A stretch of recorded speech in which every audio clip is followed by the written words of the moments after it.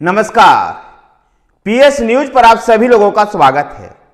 समय बदला, सत्ता के सिंहासन पर चेहरे भी बदल गए, लेकिन नहीं बदली तो वह थी महाराष्ट्र के मराठवाड़ा में जल संकट। आखिरकार कांग्रेस को बरसों तक सिंचते सिंचते सूखी धरती जो रूठी तो कांग्रेस की जड़ें कमजोर होती चली गई। जिस अंचल ने महाराष्ट्र के चार मुख्यमंत्री दिए हों, वहां कांग्रेस की मजबूती का सहज अनुमान लगाया जा सकता है। और 1995 तक मराठवाड़ा में मजबूत गढ़ रहा है कांग्रेस का, और मराठवाड़ा रीजन से राज्य के चार मुख्यमंत्री दिए हैं। लेकिन 1995 ईस्वी से शिवसेना और भारतीय जनता पार्टी ने जब इस क्षेत्र में पसीना बहाया और उसका परिणाम भी उसको दिखाई देना शुरू हुआ। मराठवाड़ा क्षेत्र से भारतीय जनता पार्टी के दिग्गज नेता गोपीनाथ मुंडे भी आए, और इस क्षेत्र में उनके मेहनत का परिणाम था कि भारतीय जनता पार्टी और शिवसेना का गठबंधन इस क्षेत्र में अपने लिए राजनीतिक जगह ढूंढने में कामयाब हुई। लेकिन अब असली परीक्षा कांग्रेस की तब जब होगी जब शिवसेना में बंटवारा हो गया है और शिवसेना यूबीटी के नेता उद्धव ठाकरे का इस क्षेत्र में एक लिटमस टेस्ट देना है, जहां वो कांग्रेस के दामन पकड़े खड़ी है। जहां उद्धव ठाकरे कांग्रेस के दामन थामे इस क्षेत्र में अपने प्रभाव को दिखाएंगे, जबकि कांग्रेस पहले की अपेक्षा और अधिक कमजोर हो गई है। और अशोक चौहान, पूर्व मुख्यमंत्री अशोक चौहान के कांग्रेस छोड़कर भाजपा में जाने के बाद कांग्रेस की स्थिति बेहद ही कमजोर हो चुकी है। ऐसे में मराठवाड़ा में जिस प्रकार से भारतीय जनता पार्टी का प्रभाव बढ़ रहा है, उसको देखते हुए निश्चित रूप से मराठवाड़ा में उद्धव ठाकरे और कांग्रेस के लिए स्थितियां अनुकूल नहीं है। मराठवाड़ा क्षेत्र से अशोक चौहान के अलावा भी तीन और मुख्यमंत्री इस क्षेत्र से महाराष्ट्र राज्य को मिले हैं। अभी कुछ दिन पहले ही अशोक चौहान ने कांग्रेस छोड़ करके भारतीय जनता पार्टी ज्वाइन की है। वो 2 टर्म में 3 साल तक महाराष्ट्र के मुख्यमंत्री रहे हैं, जबकि उनके पिता शंकरराव चौहान महाराष्ट्र के लंबे समय तक मुख्यमंत्री रहे। इंदिरा गांधी के साथ उन्होंने राजनीति की और केंद्र में भी गृह मंत्री और रक्षा मंत्री जैसे अहम पद इंदिरा गांधी के जमाने में संभाले।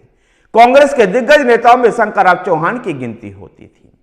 शंकरराव चौहान और अशोक चौहान, जो एक ही परिवार से 2 मुख्यमंत्री इस अंचल ने महाराष्ट्र को दिया। इसके अलावा भी महाराष्ट्र के बेहद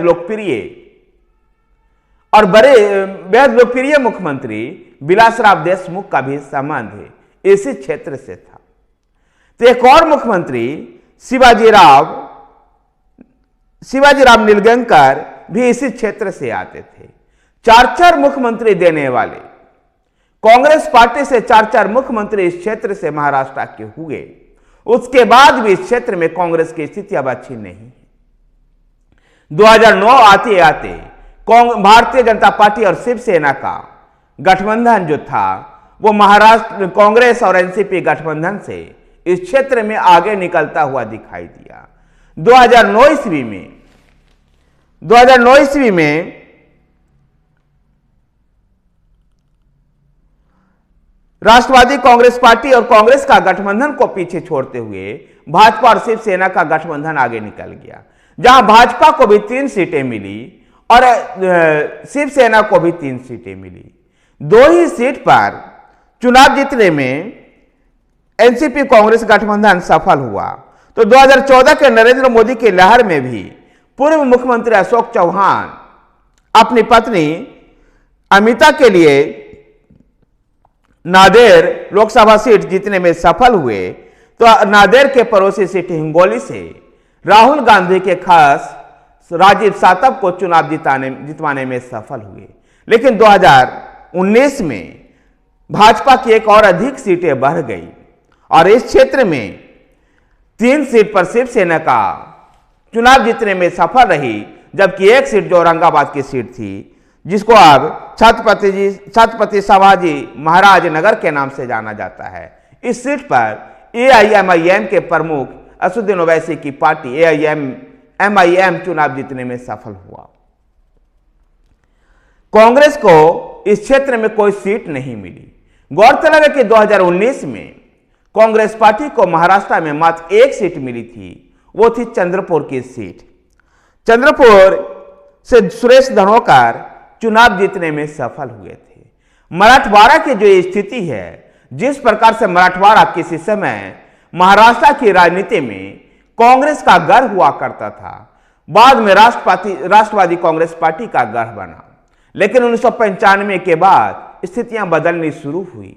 शिवसेना ने भी इस क्षेत्र में काम किया और भारतीय जनता पार्टी के गोपीनाथ मुंडे ने जिस प्रकार से इस क्षेत्र में अपने वर्चस्व को कायम किया, धीरे धीरे कांग्रेस पार्टी का यहाँ इस क्षेत्र में जो वर्चस्व था वो टूटना शुरू हुआ।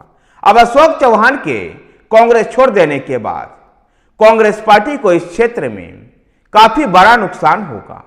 अशोक चौहान केवल खुद ही भारतीय जनता पार्टी में नहीं गए, बल्कि कई विधान परिषद के सदस्यों को भी लेकर के गए और मराठवाड़ा की राजनीति के जानकार लोगों को कहना है कि अभी विधानसभा चुनाव तक आते आते 2 दर्जन से अधिक विधायक अशोक चौहान के संपर्क में हैं और वो अपने पार्टी छोड़कर भारतीय जनता पार्टी में आ सकते हैं। भारतीय जनता पार्टी को फायदा मिलेगा अशोक चौहान को भारतीय जनता पार्टी में आने से, विशेषकर मराठवाड़ा के 8 जो लोकसभा क्षेत्र है, इसमें भारतीय जनता पार्टी को अशोक चौहान के भाजपा में आ जाने से विशेष बढ़त मिलेगी।